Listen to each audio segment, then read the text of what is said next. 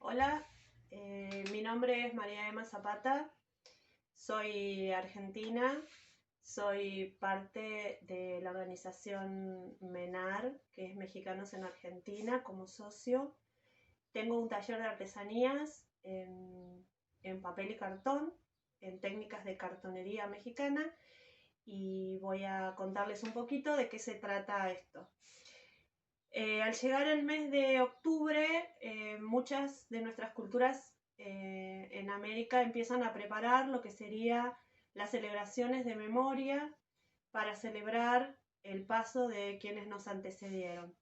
En México esta celebración es más que importante, se da a partir de los últimos días de octubre y especialmente el día 2 de noviembre. Es una celebración que mixtura eh, las celebraciones precolombinas con las celebraciones católicas cristianas, y uno de los distintivos de esta celebración es el armado de los altares.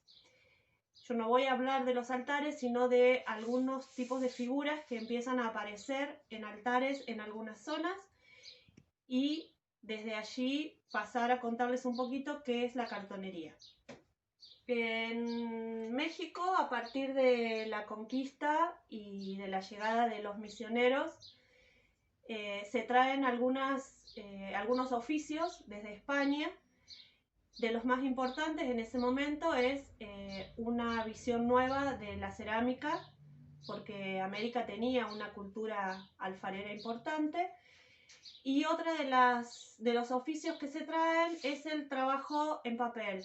Consideramos que América no conocía el papel, que trabajaba el papel amate, que es otro tipo de papel, pero el papel como tal no se conocía en América, eso es traído a partir de la conquista. Dentro de las celebraciones de la Iglesia Católica se empiezan a generar algunos oficios que tenían que ver con todos los símbolos que se ponían para estas celebraciones, entre ellos la construcción de objetos de papel y de cartón. Ese oficio, que es aprendido por los artesanos nativos y mestizos, termina convirtiéndose en un oficio que trasciende las meras celebraciones religiosas y se convierte en un arte popular. Ese arte popular en México es la cartonería. Y no solamente desarrolla toda la imaginería que tiene que ver con las celebraciones cristianas, sino que además populariza figuras al convertirse realmente en una artesanía accesible al pueblo. Entre los objetos más antiguos que se registran en construcciones hechas en papel y cartón están las piñatas, están los judas, las mojigangas, los toritos y algunas muñecas, hay máscaras. Todas esas artesanías hechas en esta técnica de papel y cartón y engrudo. Hay zonas como Celaya, que es una de las zonas que más trabajó el tema del papel y que tiene como distintivo, además de una gran variedad de máscaras, las muñecas, que son de este tipo, muñecas que mueven sus extremidades, que están hechas íntegramente en papel y engrudo. También en otras zonas se realiza este tipo de artesanía, que son las calaveras, los cráneos completos que van a aparecer en los altares. Las calaveritas, que son este tipo de figuritas, las calacas, ya algunas con algún desarrollo, algunos son esqueletitos solamente y otros ya con desarrollos de personajes. Todo esto va sucediendo, digamos, en 200 años de historia. Digamos, se empieza con la construcción de un Judas, que es la construcción de un diablo que se va a quemar en Semana Santa, y eso luego deriva en pensar que el mal representado por ese diablo que se quemaba también podía estar representado por algunas personas dañinas a la comunidad, y en el tiempo deriva en hacer grandes figuras de por ejemplo, políticos que no estuvieran cumpliendo bien con su misión y que serían quemados. En realidad lo que sucede con toda artesanía popular es que donde hay una celebración, donde hay movimiento, los artesanos intentan vender sus productos. Y vender sus productos significa hacerlos accesibles al pueblo y hacerlos interesantes.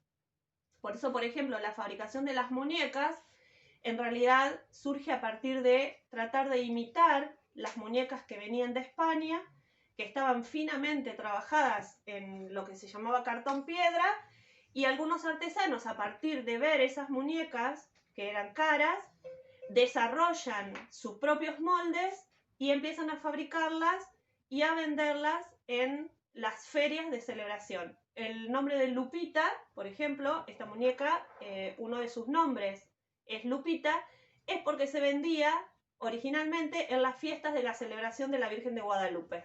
De allí recibe el nombre de Lupita. Esta muñeca está realizada sobre un molde, está hecha con capas de papel y engrudo, es desmoldada, secada y luego encuartada, que es esto que hace que sus extremidades tengan movimiento. Hay artesanos hoy día que se especializan en este tipo de muñecas y son además distintivas de ciertas zonas de México. El tema de las calaveritas, las calacas, también se realizan en papel con engrudo. Hay figuras que se realizan con molde, como esta, por ejemplo, que está hecha sobre un cráneo que es de cerámica o de yeso, se empapela con papel y engrudo, se deja secar, se corta y luego se cierra. Acá podría tener la parte de atrás, pero este es de colgar. Se deja secar, se pinta y esto adquiere con el tiempo una rigidez que pareciera que fuera de cerámica. Hechas así con molde, tenemos, por ejemplo, las calaveras, como este tipo, tenemos las lupitas, que también están hechas con molde, y tenemos las calaveritas, las calacas, que según las zonas y según los artesanos se hacen o con moldes o cada pieza se hace de manera original. También está la realización de los animales, la realización de los alebrijes, que es una de las más novedosas representaciones que pertenece a Pedro Linares, donde él decide elaborar unos personajes que aparecen en sus sueños, unos animales fantásticos, le pone el nombre de alebrijes y comienza a elaborar esos seres fantásticos que hoy se han convertido también en un ícono de México. Esa es la producción más moderna de esta artesanía popular, que tiene un montón de personajes y de modelos, pero el alebrije es el más novedoso. Tiene alrededor de, fue elaborado alrededor del año 50, es muy contemporáneo, pero ya es parte de la artesanía popular también. La elaboración de calaveritas, en el caso de ser con moldes, los artesanos elaboran sus propios moldes, algunos trabajan sobre plastilina, entonces cada elaboración es también original, porque la plastilina luego se tira, o elaboran el molde con plastilina y luego por vaciado se hace un molde de yeso sobre el cual se pueden sacar muchas figuras iguales. En mi caso, y esto es no tan tradicional, yo decidí, por una cuestión muy personal, trabajar reciclando además telgopor, que es esto, lo que en México llaman el unicel, que yo lo que hago es tallarlo. Algunas veces trabajo sobre las bochitas compradas, pero en general es tallar sobre esto las figuras más que nada de las cabezas y luego ir armando con cartones la estructura que se va armando con conos de cartón, como las que vemos acá. Estos son conos de hilandería. Este es un cono de cartón que hice yo con un cartón en desuso. Se va empalmando de acuerdo a la forma que uno quiera darle, porque esta va a ser una Frida, tiene la pollera de una manera. Si fuera una Catrina, va a tener otra forma, porque usaban vestidos más afrancesados. Si fuera un personaje, de acuerdo a a quién sea el personaje que se va a trabajar, se va haciendo la forma de la estructura, y lo que se hace luego, y esto sí es común a todos los artesanos, es trabajar con papel cortado a mano siempre, en este caso es el papel de la guía de teléfono, o papel craft, que es el papel, por ejemplo, que viene en las bolsas de harina, es un poco más duro. En la realización de los juguetes es el que más se usa. Esto se humedece, se trabaja con engrudo, que es una preparación de harina y agua cocido, y se va pegando, moldeándolo sobre la base que hemos elegido, que puede ser, en este caso, puede ser el pedazo de telgopor, que es como yo trabajo, hasta que va tomando la forma de la base, y se van poniendo muchas capas, mínimo son 3 o 4 capas, donde se va recubriendo la base de telgopor hasta que la base de telgopor desaparece, no la vemos más, va tomando la forma. Así están hechas cualquiera de estas figuras.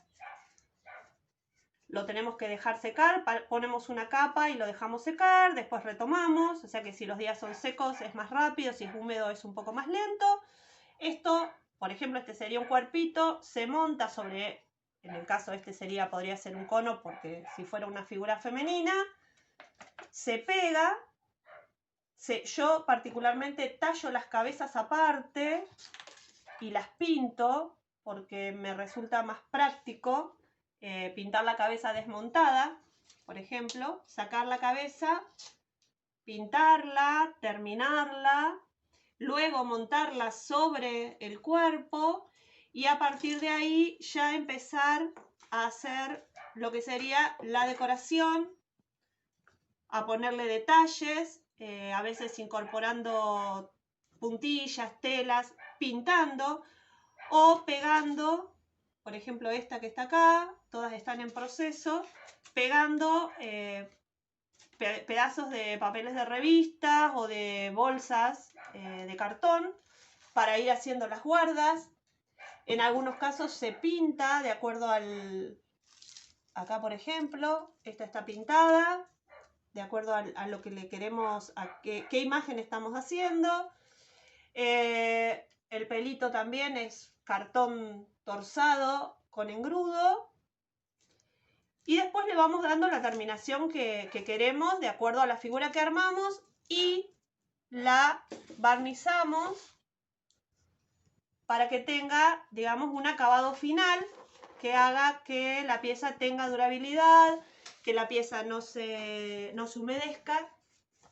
Así que bueno, en realidad lo que yo quise era contarles un poquito de esta artesanía tan particular que se desarrolla en muchos países, pero solamente en México tiene el grado de artesanía popular, que es muy reconocida y que es un oficio para muchísimos mexicanos, y que yo aprendí de una maestra, Isabel Hernández, y de un montón de compañeros del Museo Nacional e Internacional de la Cartonería, que me fueron asesorando para poder tener las piezas dentro de, más allá de mis propias ideas, dentro de lo más tradicional que se pueda hacer. Así que bueno, les conté un poquito lo que hago. Todas las piezas, la mayoría de las que ven acá, son piezas que he realizado yo, todas con esta técnica de cartonería mexicana.